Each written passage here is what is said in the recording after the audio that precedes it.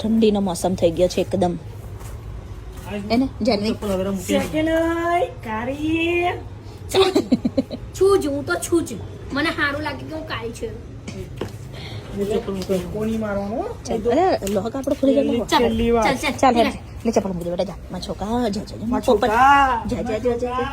આજ તો ગાઈસ છે ને બહારનું વાતાવરણ બહુ જ ઠંડુ વાતાવરણ છે આજે. ફેન ચાલુ કરો ફેન. ઠંડી લાગે બહાર ઠંડી લાગે તા પપ્પાને મેં કીધું કે જેકેટ પહેરી લો લા કે ના હું એકલી જેકેટ પહેર. ગરમીમાં જેકેટ પહેરે તો કેવું લાગે. સેકન્ડ આયો કાળી કઈ શીખરાયો નામથી બોલાય ઓવે તને સમજણ પડે કઈ તન પડી મને કશું કહેવાની જરૂર જ નહીં. ખાલી તું મારી હકે છે બકા. હાથ નહીં ઉઠાવવાનો હોય છે.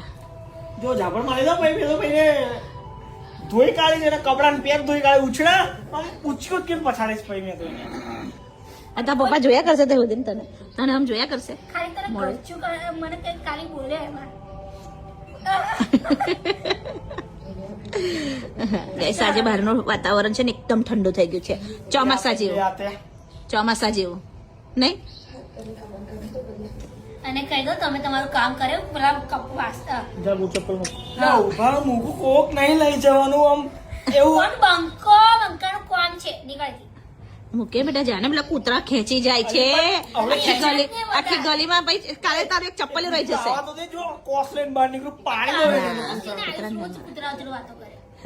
મારે સમજાવવા પડશે મીટિંગ બોલાવી પડશે આપણે રાતો એ તારો દોસ્ત છે નહીં લઈ જતો પેલા બીજા બી આવે ને બહાર ના એ લઈ જાય છે બેટા. રાતો રાત આપણે મીટિંગ બોલાવજો ને બધા કૂતરાઓની સોસાયટીની